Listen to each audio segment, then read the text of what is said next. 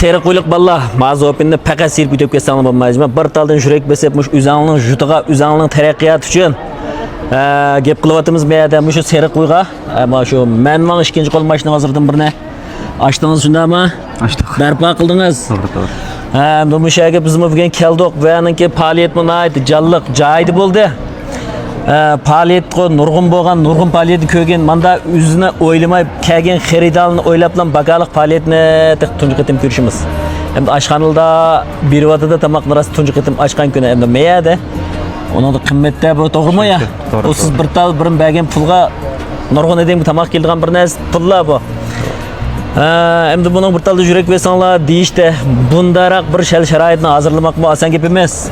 Bir yezig'i nisbatan bir cho'ng bir bozor mava. Mana ko'sak bo'ladi, mana bir ko'z deydi. Nayt cho'ng sharoitni hozirlab, uning ustiga tekki diping ustiga lapas qilib, nayt pokiz joyida ish bo'libdi. Shu seriqo'yliq balaninki seriqo'yliq endi xalqninki nurg'un foydalanish qimmati bayamava. Masalan, mashina setish uchun maralashib barsiz 2 soat. U yerda 2 soat cho'glaysiz, 2 soat qaytaysiz, 6 soat vaqt ketadi. 6 soat vaqtingiz ketdi degan gap, bir kun vaqt ketdi degan gap. Bag'ishga chiqim tatiysiz. Bizni izlaydiganlar ham davomli izlab beraveringizmi? Chiqmoqlar. Joyida ish qilib turibmiz, shundaymi ya? Sizga mushlapas deb qo'ydik. Mushakasini bo'laverdi. Tutib qo'ydingizmi? Mushbash boshqacha. Rahmat. Mushakasini bo'laveradi. Necha mashin patada? Bu yerga 50-60 mashin patada. Mishadin mashin og'ili satqili kelgan xaridorlarga, asosan siz mushu seri qo'yliq qarindoshlarimizga qas sharoit yaratib berdingiz, mushni bir deb turganman. Bu yerning o'rni bilan hozir.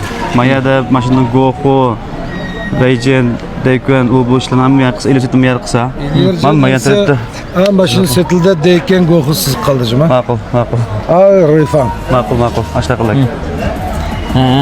Mayada şu işini kısak, ayan tarafta Beyjen, nime? Şunyan kılımız. Şunyan kılıştan sırat, benim baştamda özseklam. Mayada Beyjen tuli yılda yava. Hesapta ma kucha hesapta bütün maşinninki kestirlan becergan ko'chib qoldi ama hesab sarflaydi. Mishan tarafdagi yaqindagi yezbazatlar hamma mushakillar mashina to'g'riliq shu qo'qaz jemiyasini bejarib kesib bo'ldi. Demak, siz mush bozorning ichida mashina nopus yetib birsiz. Deyka ishlab birsiz. Ondan mashina shing'in qilsiz. Shing'in qilg'ayib putaydi. Putayib qoldi. Demak, mush motorlik qatnash vositasiga tava nurg'un ishlaringlar asosan mishada elib ketgan sharoit tayyor bo'pti.